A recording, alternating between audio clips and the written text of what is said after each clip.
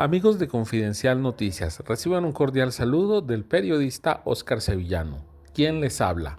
En esta ocasión traemos al exgobernador y exconsejero presidencial Jefferson Mena Sánchez, quien hace unos planteamientos donde propone una serie de estrategias para el desarrollo económico del Pacífico colombiano. Bienvenidos a La Lupa Confidencial. Bueno, Jefferson, primero que todo, queremos saber un poco de usted. ¿Quién es Jefferson Mena? ¿Qué lo motiva en la vida? Y, sobre todo, ¿cómo llega a escribir un libro con una propuesta que más parece de un candidato que de una persona que se interesa por el servicio público? Pues Oscar, la verdad es que a mí siempre me ha costado hablar de mí mismo. Entonces, si yo le pudiera resumir quién soy yo se lo diría de la siguiente manera. Yo soy un devoto cristiano, un esposo enamorado, un padre que busca ser ejemplo y soy un servidor público. Digamos que el objetivo de mi vida es servirle a la gente. Eso es lo que he hecho en los últimos 30 años de mi vida. Y, y a pesar de que el libro parezca como una plataforma de lanzamiento, que no lo es, porque nunca he sido candidato y nunca seré candidato a absolutamente nada, no me llama la atención eso a pesar de las ofertas que me han hecho.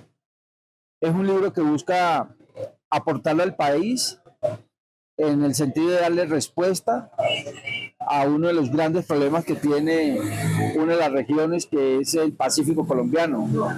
Y lo hago con toda convicción y compromiso, porque esa es mi tierra, esa es mi gente, esa es mi raza. Eh, eso me identifica, me define. Y creo que flaco favor yo haría si no aprovechar escenarios que Dios me da para tratar de aportar a que la gente del Pacífico viva mejor. Jefferson, usted propone un libro, ¿nos recuerda el nombre del libro, por favor? Una nueva estrategia para el Pacífico colombiano. Bueno, usted propone fórmulas para que esta región salga adelante, logre un desarrollo económico y sea una fuente de empleo para muchas de su población. No importa si es afro, si es indígena o si es mestizo. La pregunta, Jefferson, es ¿cómo cree usted que eso que usted plantea puede llevarse a la práctica? Porque hacer un libro, por difícil que suene, pues es fácil. Es teoría. Resulta fácil, pero entonces, ¿cómo cree usted o cómo piensa llevar eso, que no se quede en el papel, sino que vaya realmente a la realidad? Porque usted dice, no, es que yo no me estoy lanzando a nada. Oscar, lo que sucede es que tenemos que entender varias cosas sobre lo que pasa con regiones como el Pacífico. Y aquí, permítame extenderme un poquito para explicar. Colombia tiene 6 regiones. De las 6 regiones, el Producto Interno Bruto es aportado por 3 de ellas. Bogotá, que pone algo así como el 25% del PIB nacional. La región Caribe, que aporta algo así como el 20% del PIB nacional. Y la región andina, que aporta otro tanto. Y el Pacífico, de acuerdo a lo que se encuentra en el Departamento Nacional de Planeación, aporta algo así como el 17%. Entonces, una mirada cercana lo que dice es, bueno, pero no está tan mal el Pacífico. Sí, pero es que usted cuando ve ese 17% está calculando también Cali. Y Cali no es Pacífico. Pero cuando usted saca Cali de la ecuación, usted encuentra una región que aporta menos del 1% al PIB nacional. Y es una región que, en la cual se ven reflejadas todos los vejámenes de este país: la violencia, la pobreza, la pobreza extrema, las necesidades básicas insatisfechas, la falta de infraestructura, etcétera, etcétera.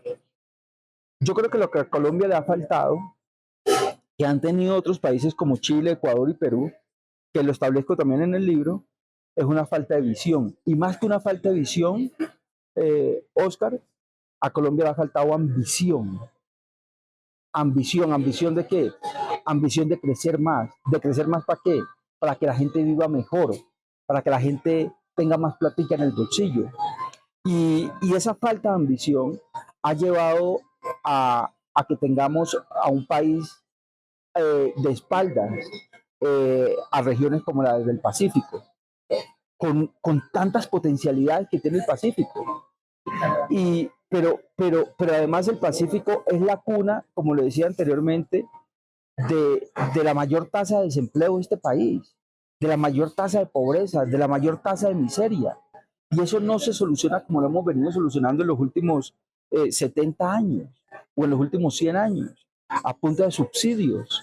No, el subsidio lo único que hace es esclavizar más al pobre, sumirlo más en la pobreza. Eso se hace, eso usted lo puede cambiar si tiene, eh, eh, si activa económicamente la región, si usted tiene desarrollo económico. Y cuando usted tiene activación económica más desarrollo económico, usted tiene crecimiento económico. Y el crecimiento económico se ve reflejado en el bolsillo de la gente. Cuando usted tiene desarrollo económico, usted tiene empleo, usted tiene mejores tasas de, de digamos, de recursos para pagarle a la gente, usted tiene mejores condiciones de vida. Y cuando usted tiene crecimiento económico, usted ya tiene una región industrializada y es posible hacerlo. Yo creo que lo primero que tenemos que tener en cuenta, Oscar, como usted lo decía, es que lo que yo planteo en el libro es realizable. Yo no estoy hablando en el libro de los grandes macroproyectos. Colombia le tiene temor a los macroproyectos. Nos demoramos más de 10 años, 20 años casi, construyendo el túnel de la línea. Colombia no es un país de macroproyectos. Y lo que yo estoy planteando en el libro son proyectos realizables, que solamente lo único que se necesita es la visión inteligente de un gobierno y la decisión inteligente de un presidente o presidenta de la República, que, que mire en el Pacífico un potencial para que el país crezca más. Sí, Jefferson, pero espera que sea como tan insistente. Es que uno puede proponer fórmulas para que el país salga adelante y las puede poner a la orden de cualquier gobierno, sea local o sea nacional. El asunto es que si usted no está, si Jefferson Mena no hace parte de ese poder, tanto local como nacional, pues esas ideas se van a quedar en la biblioteca de algún colegio, de alguna universidad e incluso de alguna institución del Estado. Insisto en mi pregunta, ¿cómo va a ser Jefferson para que eso no se quede en el papel? En primer lugar, socializándolos con todos los que serán los actores políticos en las próximas elecciones, todos los candidatos. Que todos los candidatos, buscando que todos los candidatos se comprometan realmente con esta visión de desarrollo económico del Pacífico colombiano, sin distinción de colores, sin distinción de ideologías, simplemente con la convicción de que tenemos que ser responsables con una región que es la más pobre del país. En segundo lugar, no por el hecho que yo no vaya a ser candidato, no quiere decir que no esté interesado en aportar y en ayudar desde un cargo público. Yo soy un funcionario público toda la vida, me encanta ser funcionario público, me encanta trabajar por la gente, yo soy un servidor público, yo le sirvo a la gente y yo aspiro que con la socialización de estas ideas, con haciéndole caer en cuenta a todos los candidatos de lo importante que es y de las ventajas que puede representar para el gobierno que ellos van a ejercer y para el país. Y, y, y aportando mis conocimientos para desarrollar lo que allí se dice, creo que va a ser un buen ejercicio que va a llevar a la práctica todo lo que en el libro se dice. Entonces, ahora que estamos en campaña y que salen nombres, salen candidatos, ¿usted ha tenido la oportunidad de reunirse con ellos y ellos sí lo están escuchando? Me he reunido con ellos, con la gran mayoría de ellos. Tengo que decir que muy pocos han mostrado interés. Parto del hecho que ellos no entienden. Como no conocen el Pacífico, hay muchos candidatos que ni siquiera saben dónde cae el Pacífico. Bueno, no exageremos, tal vez sí sepan dónde cae el Pacífico, pero no conocen la realidad del Pacífico.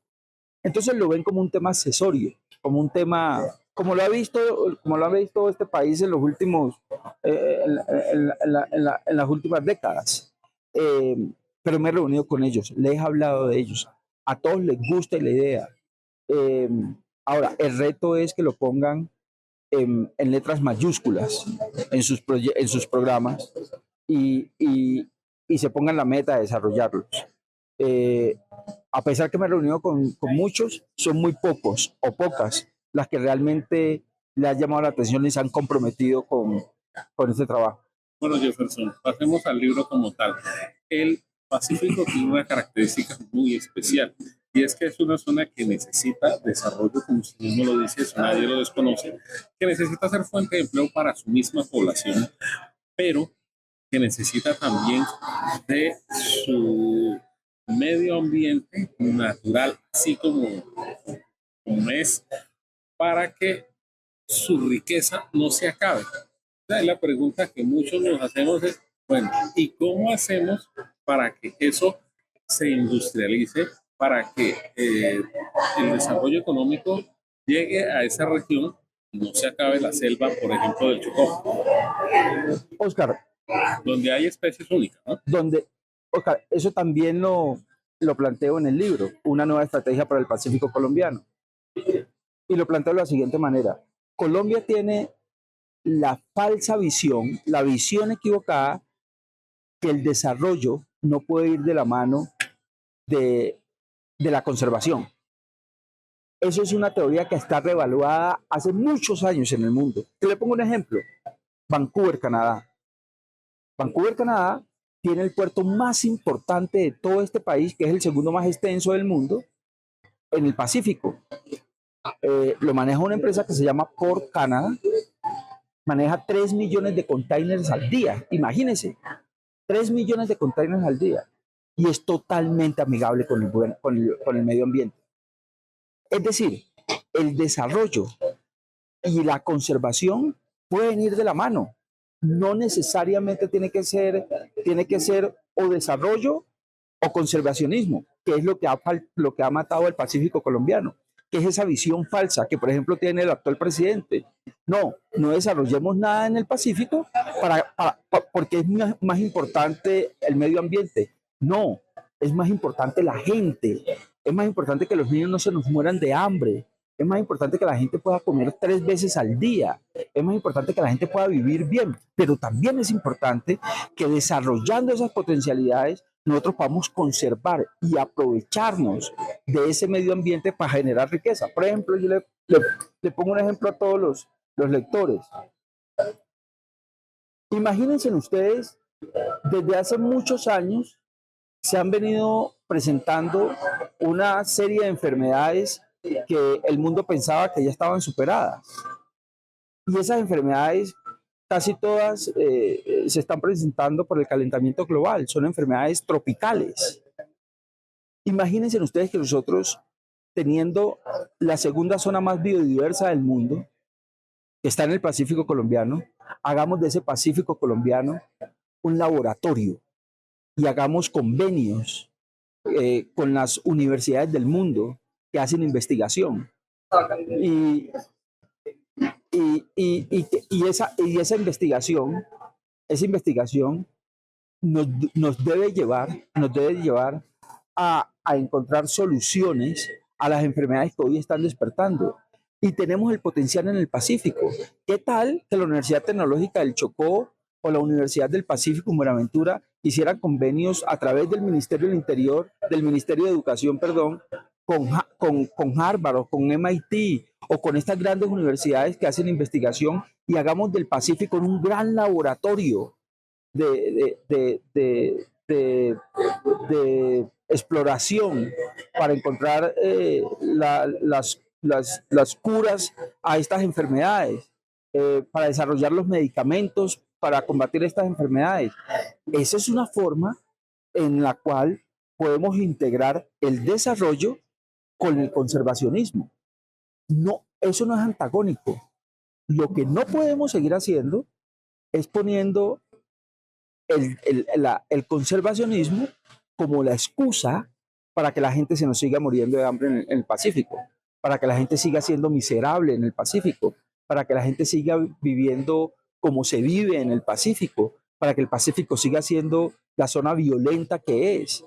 No se puede aceptar que los ambientalistas nos vengan a decir que es preferible que la gente siga viviendo en la miseria, ¿cierto? Antes de mirar cuál es ese punto de equilibrio donde el desarrollo y el conservacionismo pueden redundar en el bienestar de la gente.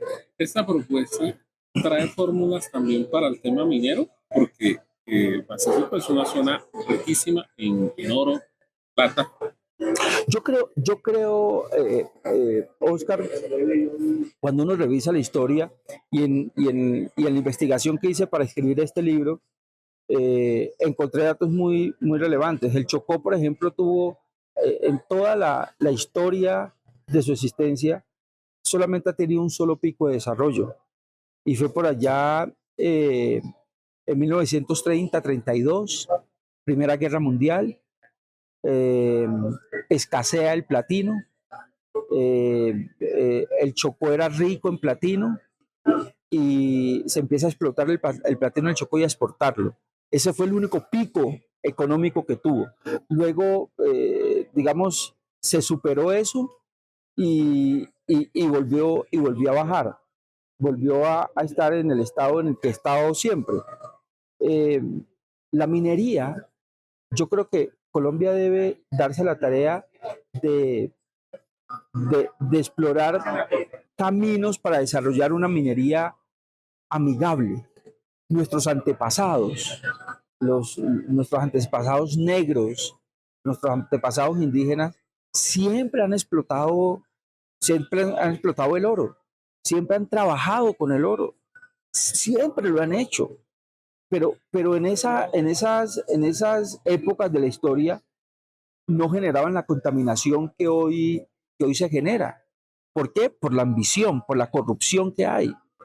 Pero si nosotros lográramos mirar al pasado, extraer lo positivo que era el ejercicio de nuestras comunidades en la explotación de esos minerales sin causar contaminación, tratar de mejorar lo que ellos hacían, conservando, digamos, la pureza y la limpieza de nuestros ríos, eh, combatiendo como se debe combatir la ilegalidad, la extracción ilegal de los minerales, y tal vez explorando, eh, Oscar, una cosa que sirvió mucho en su momento y que yo creo que Colombia debiera repensar e implantarla nuevamente, y es que sea únicamente el Banco de la República el único con la facultad de comprar el oro. Si nosotros logramos volver a que sea esa instancia, esa institución económica que es tan seria en el país, y logramos que sea la única que tenga la responsabilidad de comprar el oro que se extrae, yo creo que podríamos lograr tener una extracción limpia y una extracción legal. Bueno, pero las comunidades afrodescendientes, tanto en el Chocó como en el Valle, Cauca y Nariño, lo primero que le pelean a un gobierno nacional es por los títulos mineros. Las familias dicen, oiga, denos los títulos a nosotros explotamos el oro, en lugar de dárselos a las grandes empresas para que vengan aquí a destruir la selva y a destruir el medio ambiente. ¿Qué fórmula propone usted para que medie entre estos dos conflictos? Oscar, es que yo creo que estamos llenos de muchos señoritos bogotanos que van al territorio únicamente de visita, pero que nunca conocen realmente el territorio. Mire, Oscar, imagínese usted el Bajo Cauca, toda esta zona que tiene una explotación de este mineral importante. Imagínese usted agremiando a todas las comunidades de esa región, llegando a acuerdos con ellos y capacitándolos para que hagan una extracción limpia de ese mineral y permitiéndoles que vivan de eso y permitiendo también y acompañando la agremiación para que los resultados de su trabajo no se queden en una cantina o en los burdeles, sino capacitándolos para que eso les genere riqueza y mejoren sus condiciones de vida. Ese es el trabajo que tiene que hacer el Estado, ese es el trabajo que tiene que hacer un buen gobierno, acompañar a las comunidades, y no es acompañar individualidades, sino es tratando de que estas trabajen en conjunto por el bienestar de todos. Yo creo que si logramos poner en práctica eso, lograríamos avanzar mucho en quitarle el tabú que tiene el tema de la minería en Colombia. Bueno, pero eso es lo que tiene que ver con la parte minera. Ahora hablemos del uso del suelo. Es un gran problema ya porque tanto alcaldías como gobernaciones se han dedicado a cambiar el uso del suelo y eso pues ha traído problemas en temas agrícolas, ¿sí? Y en temas también de vivienda, valga decirlo. Entonces aquí, ¿cómo solucionar ese problema? Porque habría que hacer otro catastro. Oscar, es increíble. El 68% del territorio nacional, tiene alguna especie de restricción. Pero además de eso, ¿cómo hacer que las gobernaciones y alcaldías que cambiaron ese uso del suelo colaboren, no? 68% tiene alguna restricción para la utilización de la tierra en Colombia. O son resguardos indígenas, o son consejos comunitarios, o están en ley segunda, o son baldíos. Esto es una cosa loca.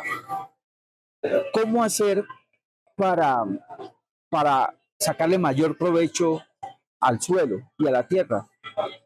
Hombre, Oscar, yo soy un convencido que la única forma de lograr eso es titulando esas tierras y titulándolas con la visión de que se conviertan en propiedades privadas para que el dueño la pueda explotar sanamente, pero no solamente para eso, Oscar, sino para que el gobierno nacional tenga un registro exacto que le diga de quién es la tierra y qué está haciendo con la tierra. Que esa es la diferencia que tenemos cuando uno está en Tumaco y pasa a Ecuador y llega a Ecuador, uno ve la diferencia. En Colombia, cultivos de coca a granel, cultivos de coca. Ecuador, las tierras parceladas, con sus límites bien establecidos, etcétera, etcétera. ¿Cuál es la diferencia? Que es que en Ecuador saben quién es el dueño de la tierra, y saben qué se está cultivando en la tierra. En Colombia no. En Colombia lo que tenemos es una cantidad de montes que nadie sabe quién es. Y lógicamente, en aquellos lugares donde que no se desarrolla productividad, pues lógico, es el pan de abono para los ilegales cultivar lo que no se debe cultivar, la coca. Bueno, pues entonces ahí digamos que con esta titulación a privados se nos tendría un problema con las comunidades afros y las comunidades no necesariamente, porque el bloqueo de la Panamericana. No, porque es que no porque sea privado quiere decir que es unipersonal. No, usted puede conservar las características especiales de los pueblos étnicos, es decir, los consejos comunitarios y los resguardos, pero darles a ellos tratamiento privado. ¿Sí me hago entender? Es decir, usted tiene todo un consejo comunitario que usted le da un tratamiento privado. Se lo voy a poner así, para que tengamos un ejemplo y todos los que están leyendo esta entrevista le facilite entender esto. El gobierno anterior construyó una vía que es la vía Mataje-La Espriella. Esa vía es una vía internacional que comunica a Colombia a través de Tumaco con Ecuador. Es una vía internacional. Esa vía está en una zona que es una de las zonas que más produce coca en el país, Alto Mira y Frontera. Es una zona bastante compleja. Y esa zona, digamos, está habitada por los consejos comunitarios. Oscar, ¿qué tal? Y lo expreso en el libro. ¿Qué tal que un gobierno con visión diga, ok, señores consejos comunitarios, vengan para acá? ¿Ustedes están sembrando coca o están permitiendo que siembren coca? Vamos a cambiar eso y ustedes se van a convertir, los consejos comunitarios se van a convertir en los propietarios de el hotel de la vía, el restaurante de la vía, la gasolinera de la vía, el parqueadero de la vía, la báscula de la vía. Es decir, usted les da un potencial empresarial a esos consejos comunitarios y les da la posibilidad de que ellos administren la vía. Eso genera riqueza. Eso inmediatamente llama la atención de cualquier consejo comunitario y le dice, oiga, pero ¿esto cómo es? ¿Usted me va a poner la gasolinera? Y el gobierno le dice, sí, yo le pongo la gasolinera y lo acompaño para que la administre por un periodo y después lo dejo solo y la gasolinera es del consejo comunitario. Eso inmediatamente, cosas como esas tan sencillas, Oscar, es que son sencillas. ¿Usted sabe cuánto vale establecer una gasolinera? Una gasolinera vale aproximadamente unos 600, 700 millones de pesos. Y usted invierte esos 600, 700 millones de pesos en una zona como Alto Mira y Frontera, se evita el tema de la coca, genera riqueza, genera empleo, trabaja con los consejos comunitarios y todos felices. Bueno, ahora vámonos con el hábitat, con el tema de vivienda. Esta región, digamos que por las complejidades de sus terrenos, está, como dijéramos, habitada por comunidades que prefieren mantener como sus costumbres ancestrales, ¿sí? Por lo tanto, para ellos es difícil que vayan y les construyan un edificio de 10 pisos, con cemento y ladrillo. Preferiría más bien que se les construya su casa en madera con un planchón que evite que el río, cuando crezca, los inunde. ¿Usted se cree que haya constructores que tengan esa visión de ancestralidad y que estén dispuestos a invertir cuidando de esas costumbres? Pues la ancestralidad hace parte, digamos, del ADN de las comunidades étnicas. Unas ancestralidades que, digamos, los ha acompañado a ellos durante muchos años. Claro, que además viven en la ladera de un río por el tema de la pesca. Así es.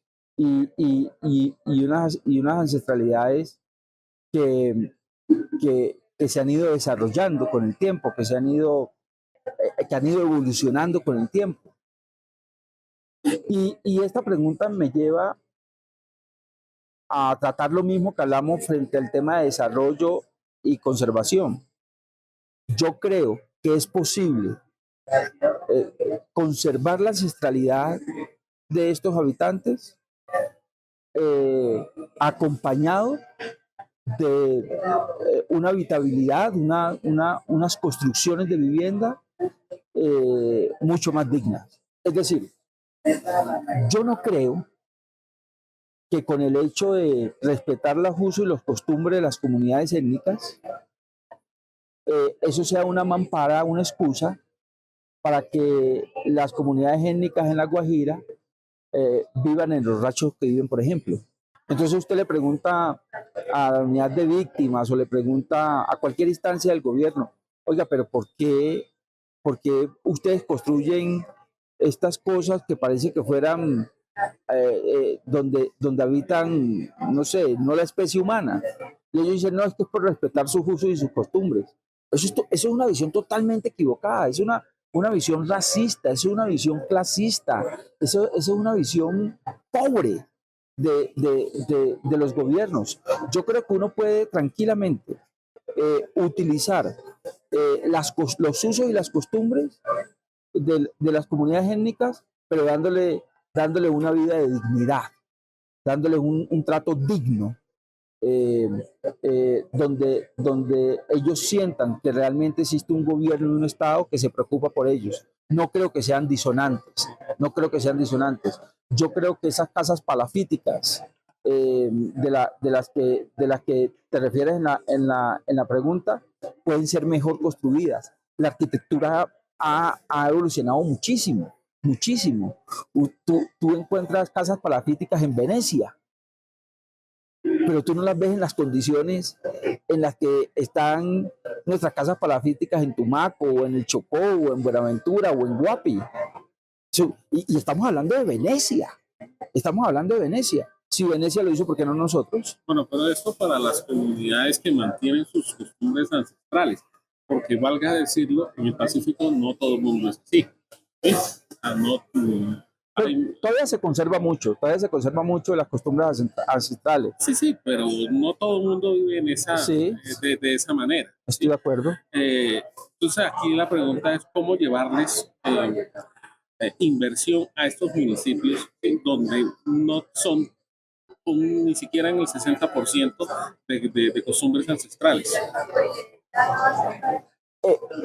Este país, en la falta de visión y de ambición que ha tenido con el Pacífico, ha creído que la forma de responder a las necesidades del Pacífico es a través de una herramienta que yo la he definido y la defino en el libro como la expresión más grande de una nueva esclavitud. Yo la llamo la esclavitud 2.0, y esa herramienta son los subsidios. Entonces, los gobiernos han decidido que la mejor manera de abonarle a los problemas del Pacífico es a través de los subsidios, y yo no he conocido ningún país del mundo que haya superado la pobreza a través de subsidios. Los subsidios lo único que hacen es anclar al ciudadano en la pobreza. El subsidio nunca da movilidad social. El subsidio lo único que hace es traer más pobreza. Eso es una visión que tenemos que cambiar en el país. Bueno, eso por un lado, pero ¿cómo llevamos la empresa privada a municipios como Barbacoas, como Guapi? Muy sencillo, haciéndolo atractivo. ¿Y cómo se hace atractivo eso? Usted tiene un territorio atractivo si usted tiene vías de comunicación, si usted tiene conectividad, si usted tiene un régimen especial, por ejemplo. ¿Qué tal que un gobierno inteligente decrete 0 impuestos para las empresas que inviertan en el territorio del Pacífico en los próximos 20 años? Lógicamente, garantizándole la infraestructura vial, la infraestructura de comunicaciones, adecuado sistema de salud. Eso se puede hacer, se puede hacer. Entonces, señor empresario, yo le voy a adecuar como gobierno y como Estado el territorio, usted vaya, invierta, y como recompensa esa inversión, usted no pagará impuestos por los próximos 20 años. Se trata, Oscar, de tener visión, se trata de tomar las decisiones inteligentes. Colombia no ha sido inteligente con el trato del Pacífico. Es una potencialidad que estamos dejando perder, mientras que otros países del mundo sí la aprovechan y están creciendo a los ritmos que nosotros queremos crecer. ¿Y cómo conectar, digamos, por carreteras? ¿Y cuánto tiempo nos llevaríamos? Además, municipios que hoy día se conectan es por vía Fluvial. fluvial. Por ejemplo, Barbacoas, Payán. Entonces, le voy a poner un ejemplo. El gobierno anterior, yo le hablaba de esta vía Mataje-La Espriella. una vía internacional. En el Cauca hay una vía, o está el proyecto de una vía, que se llama la Vía del Mar, que comunica a Popayán con López de Micay. Esta vía Mataje-La Espriella, si el gobierno, un gobierno inteligente, la extendiera, la podría conectar con esta vía del mar.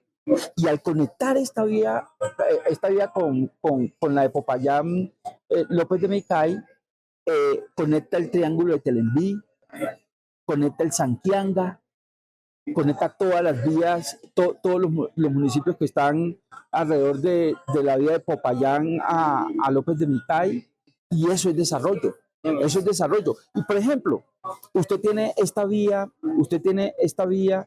que comunica a Quibdó con Medellín y que tiene unos problemas entre el kilómetro 17 y el kilómetro 24 porque las condiciones de las montañas arcillosas hacen que haya movimiento de tierra permanentemente. El año pasado tuvimos un accidente, murieron 100 personas.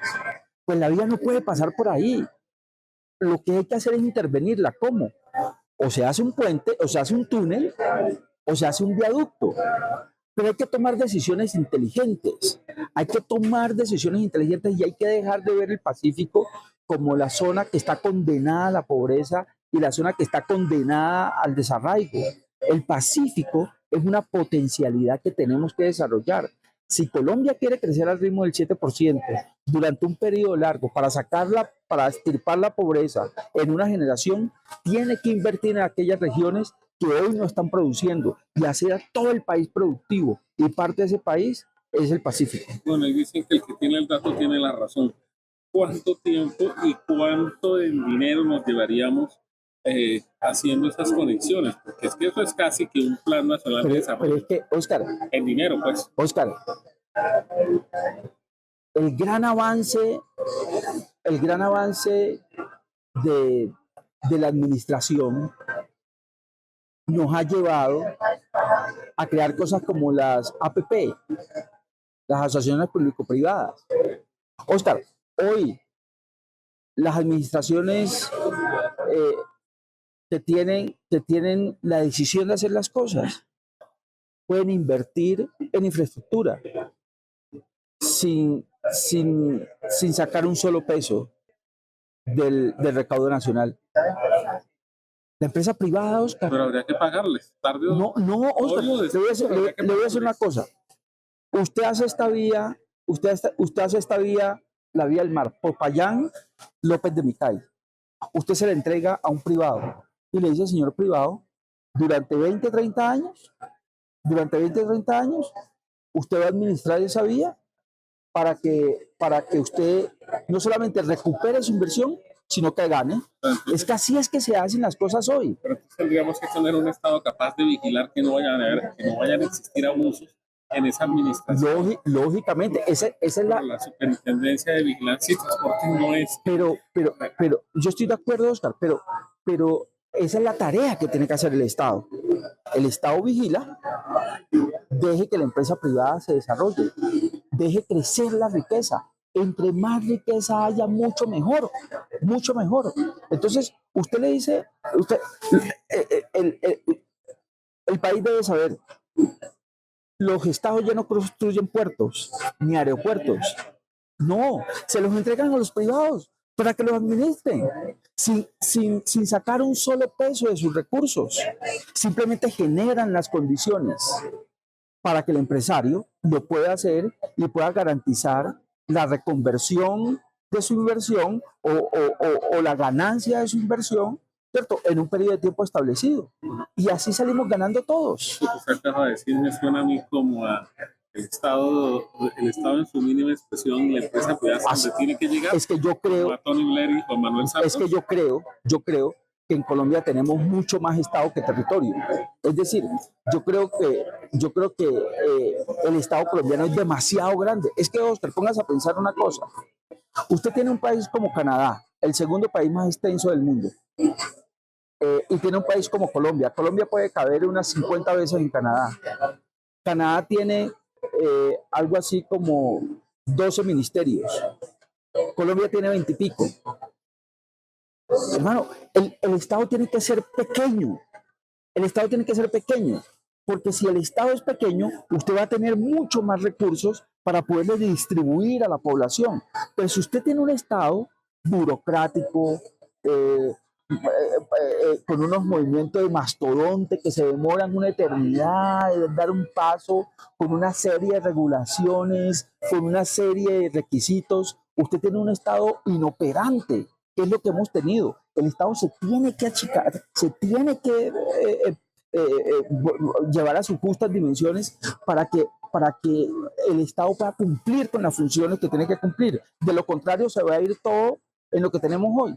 Burocracia y más burocracia. Bueno, ¿desde cuándo usted se nos volvió tan santista y tan de tercera vía? No, yo no soy santista, tampoco, no, yo no soy tan santista, yo más bien me declaro duquista, esto muy contrario al santismo, pero, pero, pero, pero yo soy un hombre práctico, yo soy un hombre práctico y yo creo que Colombia muchas veces la forma de solucionar los temas en las manos, pero nos enredamos en las espuelas y priorizamos unas cosas sobre otras que no son tan importantes. No soy santista para absolutamente nada. Yo soy un capitalista. Yo creo en la inversión privada. Pero es que esa teoría que usted pone es más de la tercera vía, como la de Tony Blair, que es la que adopta Juan Manuel Santos y en parte también adopta Duque. Oscar, esto no es tercera vía, esto es practicidad. Mire que yo no le estoy hablando a usted de grandes proyectos. Mucha gente que ve el libro, entonces se imaginará que yo ahí voy a hablar del canal húmedo entre el Pacífico y el Atlántico y el puerto de Tribugá. Y no. Yo estoy hablando de cosas ahí obvias. ¿Cómo es posible que nosotros tengamos una sociedad, una población en Tumaco siendo una de las más pobres, cuando tenemos una región como Tumaco que produce el mejor cacao del mundo, que tienen una calidad a niveles de los europeos? ¿Cómo es posible? ¿Cómo es posible que nosotros tengamos una sociedad como la de Guapi, Timbiquí y López de Micay y toda la zona norte del Sanquianga, siendo las más pobres, cuando tienen la capacidad de producir el coco que necesita Estados Unidos? ¿Cómo va a ser posible? ¿Cómo va a ser posible que nosotros tengamos más pesca, que Venezuela tenga más pesca en el Pacífico que nosotros, cuando Venezuela ni siquiera tiene costa pacífica? ¿Cómo va a ser posible eso? ¿Cómo va a ser posible que nosotros, teniendo uno de los puertos más importantes sobre el Pacífico en toda la región, que es el puerto de Buenaventura, tengamos un puerto exitoso al lado de una ciudad empobrecida? Eso no tiene lógica, Oscar. Eso no tiene lógica. Lo que tenemos que hacer es hacer lo que hace todo el mundo: convertir a Buenaventura en una ciudad portuaria, no en un puerto con ciudad, sino en una ciudad con puerto. Es decir, aquí lo que necesitamos es tener lógica, tener visión, tener ambición y tener decisión. ¿Cree usted que a Buenaventura le ha faltado una familia como los Charcos, que convierta a Buenaventura en la Barranquilla del Pacífico? Yo soy un anticlanes. Yo no creo en los clanes. Yo no creo en las castas. Yo creo que las castas es la peor desgracia que pueden tener regiones como esta. Si no, pregúntele a las castas en el Chocó o pregúntele a las castas en Tumaco. No, a las castas hay que derrotarlas, porque las castas son unas castas que propician esta esclavitud 2.0 de la que yo hablo en el libro. Pero mire cómo está Barranquilla. No puede negar que no se tiene que ver la familia Charco. Pues exitoso lo de Barranquilla, me parece excelente, pero yo no creo en los clanes. No creo en los clanes. Yo creo en un Estado eficiente. Yo creo en un Estado que ponga las soluciones en los lugares donde están los problemas. Yo creo en un Estado donde la gente vote con libertad. Oscar, Usted me pone el tema, usted puede creer, y perdóname que le conteste una pregunta con otra pregunta, pero lo hago de manera retórica. ¿Usted puede creer que lo que hay en el Pacífico es democracia? Allá no hay democracia, Oscar. Eso es mentira. Tenemos que empezar por sincerarnos. ¿Cómo va a ser democracia, Oscar, una región del país donde usted ni siquiera haga propuesta? Es que los políticos en el Pacífico ni siquiera dicen mentiras. Ni siquiera dicen mentiras. Lo que hacen los políticos en el Pacífico es llegar con la tula llena de dinero el día de las elecciones, repartir dinero a diestra y siniestra, comprar las elecciones, comprar los votos y salir elegidos para robarse la plata. ¿Cómo va a ser posible que una elección para la gobernación en el Chocó valga 42.000 millones de pesos, cuando el Chocó recibe 5.000, 7.000 millones de pesos de recaudo propio mensual? Esas matemáticas no dan. Entonces, ¿de dónde sacan los 42.000 millones de pesos? Pues se los roban. ¿De dónde? De las regalías, de lo que manda el Estado. Se roban la plata. Eso no es democracia. Eso no es democracia. Y Colombia debería tener una política fuerte frente a eso. La debería tener. Así que yo no creo en los planes. Yo creo que el desarrollo económico da libertad, libertad para que el ciudadano pueda votar de manera libre por aquel que presente propuestas que le convengan a él. ¿Cree usted que el Chocó debe tener un puerto? Yo estuve hace muchos años en Kaohsiung, en Taiwán. Kaohsiung tal vez es el harbor más grande que tiene Taiwán. Y hablando con el gobernador de Kaohsiung, él decía que el gran problema que tiene con la comercialización de los productos que llegan a Taiwán es que cuando llegan a Sudamérica tienen que embarcar muy lejos porque no encuentran un puerto de aguas profundas donde sus barcos post-Panamá puedan llegar. La solución de eso es Tribugá, el puerto de Tribugá. Y esa inversión, ese puerto se podría construir sin que el Estado o el gobierno invierta un solo peso. Se lo entrega un privado y ya, y basta. Pero también entiendo el celo que eso genera en Buenaventura, ¿cierto? Porque eso le quitaría protagonismo a Buenaventura. Así que yo no descarto la construcción de un puerto en el Chocó, siempre y cuando funcione. Que no vaya a pasar como me pasa con el puerto en Tumaco, ¿cierto? Nosotros tenemos dos puertos en el Pacífico, uno es Buenaventura y otro es Tumaco, pero realmente tenemos uno, porque es que el de Tumaco no funciona. No, tenemos que mirar la viabilidad de ese puerto, la utilidad de ese puerto y tomar decisiones frente a hechos reales. Lo necesitamos, va a ser viable, es necesario, y si no lo es, podemos utilizar esa gran playa, esa espectacular naturaleza que tenemos en el Pacífico chocuano para otras cosas. Y, o sea, que usted no estará como muy de acuerdo en potencializar ese puerto de Tumaco y dejarlo más bien así como en términos medios. No, yo creo que ya que está construido el puerto en Tumaco, sí hay que potencializarlo. Sí hay que potencializarlo. Es que tenemos en Ecuador un puerto que está simplemente pasando la frontera de Tumaco. Sí, pero es que el problema es que cada vez que hay problemas con la Panamericana, entonces se desabastecen los municipios de Putumayo y de... Pero entonces no hay que permitir que nos traben la Panamericana. Eso es un tema de seguridad también. Es un tema de derechos también. Colombia ha sido muy permisiva frente al tema de los bloqueos a la Panamericana. Un gobierno con talante no permitiría por nada del mundo que le bloqueen una de las principales vías que tiene este país.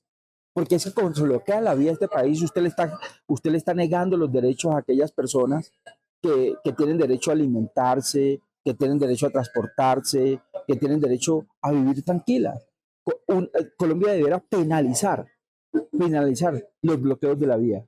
O sea, que usted no estaría muy de acuerdo con que el abastecimiento de combustibles hacia Nariño y hacia Putumayo, una propuesta que se haga desde Tumaco y no desde Jumbo como se está haciendo en el momento. Pero es que, ¿qué sentido tiene, Oscar? Jumbo. ¿Qué sentido tiene eso? Es un contrasentido. Pero en el momento se hace así. Sí, pero pero eso hay que cambiarlo, porque eso está mal, eso está mal. Y lo que está mal hay que reconstruirlo, hay que generar una cosa que nos mande por el camino correcto. Entonces allí falló el gobierno Duque porque de hecho hasta había una resolución que incluso fue demandada por los gasolineros pequeños, ¿sí? Para que eso no se llevara a cabo.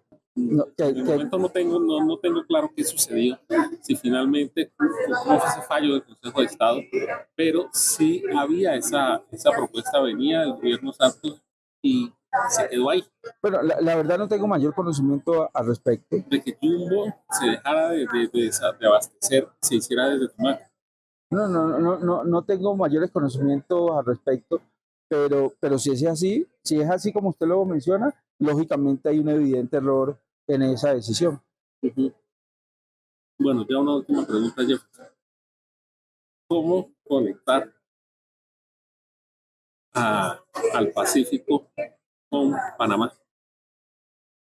Bueno, eso nos lleva, Digamos que por el Urabá, ¿no? eso nos lleva Hablemos del a Urabá. hablar mucho de este proyecto del Canal Húmedo. Panamá tiene un problema, y el problema que tiene Panamá es que Panamá tiene sus años contados. ¿Por qué? Porque lógicamente hay un problema de agua. Usted sabe que el canal de Panamá funciona con esclusas, ¿cierto? Esclusas que permiten que los barcos lleguen al nivel que tienen que llegar o bajen al nivel que tienen que bajar. Panamá tiene un problema y es el abastecimiento de ese agua. A pesar de la actualización que hicieron hace unos cuantos años atrás, eh, esa, esa, esa solución es muy momentánea, muy momentánea. Pero además de eso tiene otro problema, Panamá, y es que el canal de Panamá, la empresa naviera ha crecido mucho, se ha desarrollado mucho. Entonces las capacidades de los barcos han aumentado de una manera bastante importante. Hoy tenemos barcos de más de 50 toneladas que no caben por Panamá. Entonces lo que hacen es que atracan en alta mar, luego tienen que contratar para que hayan barcos más pequeños, desembarquen los containers y con esos barcos pequeños pueda pasar por el canal de Panamá, pero eso aumenta los costos de comercialización.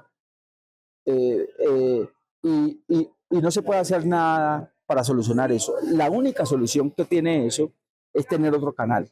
Y ese otro canal está en el Chocó, en el canal que comunicaría al Pacífico con el Atlántico. Y es un canal húmedo sin esclusas, y tiene una capacidad tal que permitiría el desplazamiento de 50 buques diarios, tanto de ida como regreso, y con una bendición del cielo. Y es que la cantidad de lluvia que cae sobre esa región permite que los niveles de los ríos siempre sean los óptimos, y no habría que construir esclusas. Es un canal natural húmedo, que comunicaría al Pacífico, ¿cierto? Con el Urabá, con el Caribe. Y ahí estaría la solución. Tendría un impacto mínimo porque hay una serranía que hay que intervenir, pero el impacto sería mínimo y los estudios ya están hechos. Pero lo mejor del tema es que Colombia no tendría que invertir un solo peso en eso.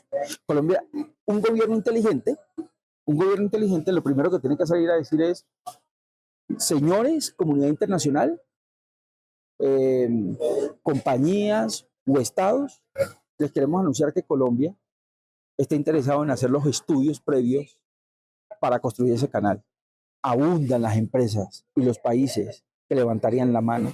Y una vez hagan los estudios de factibilidad, lo que tenía que hacer el gobierno es decir: aquí están los estudios de factibilidad, ¿quién se ofrece a construirlo? Abundan los países y las compañías que lo quisieran construir. Y lo que se hace en Colombia es darlo en concesión.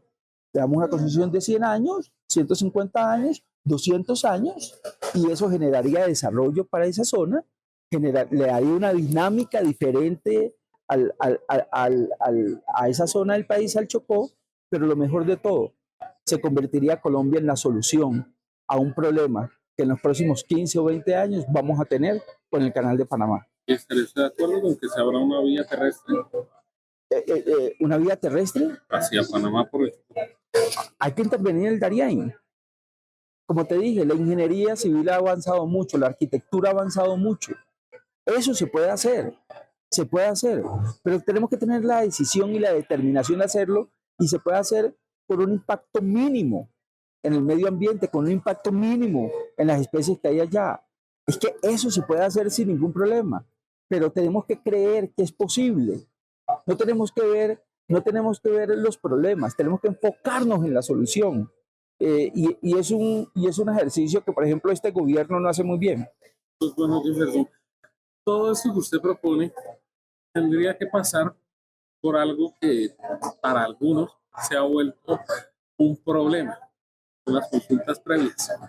¿Cómo superar eso? Colombia tiene un problema con las consultas previas. Sí, porque digamos, cualquier propuesta de las que usted propone pasa por ahí. Colombia tiene un problema con las consultas previas y es que Colombia nunca entendió las consultas previas. Usted sabe que, por ejemplo, que en Colombia no hay una ley de consulta previa. Todos los desarrollos de consulta previa han sido conceptos de la Corte Constitucional. Cuando la OIT emanó el famoso concepto de consulta previa, lo emanó diciendo que estas consultas no tenían poder de veto. Y en Colombia, la Corte Constitucional, el desarrollo de la Corte Constitucional, abrió la puerta para que las comunidades tuviesen poder de veto. Entonces las comunidades hoy pueden decir ese proyecto sí y ese proyecto no. Yo creo que eso es algo que está causando estragos en la calidad de vida y en el desarrollo de la gente de las comunidades étnicas. Porque hay unos avivatos que se han apoderado de esos espacios para negociar, para chantajear a las empresas y al Estado con aras de tener beneficio propio y no pensando en sus comunidades. Y otro de los problemas de la consulta previa es que ahora resulta que las decisiones se toman en Bogotá. Entonces se reúne un poco de gente de todas las zonas del país, que no necesariamente son las de la región, y son los que conceptúan si se desarrolla el proyecto o no se desarrolla el proyecto. Válgame Dios, válgame Dios. Entonces, ¿yo qué es lo que creo? Yo estoy de acuerdo con la consulta previa. Yo creo que hay que respetar el hecho que este es un país, como lo establece la Constitución, multicultural, y respetar ese concepto lleva a que los proyectos que tengan que ser socializados con la comunidad y que la comunidad tenga la posibilidad de hacer parte de la construcción del proyecto. Además, le tengo otra visión.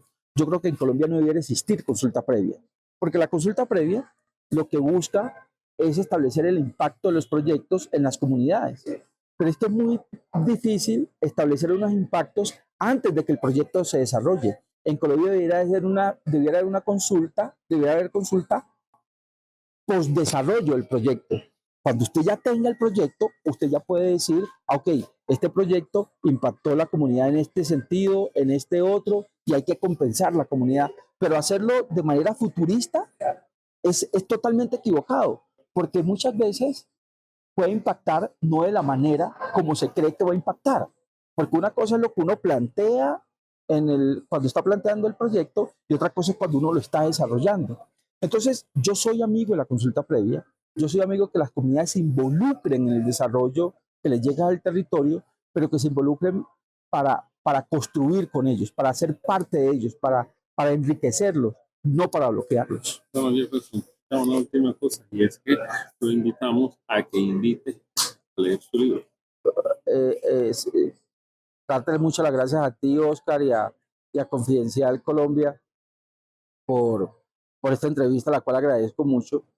Y los invito a todos a leer este libro, un libro de desarrollo económico, un libro que se presenta como una luz de esperanza para que una de las regiones más pobres, la región más pobre que tiene este país, que es la región pacífica, pueda visualizar un camino que le permita a sus comunidades y a la gente que vive allá la posibilidad de vivir mejor.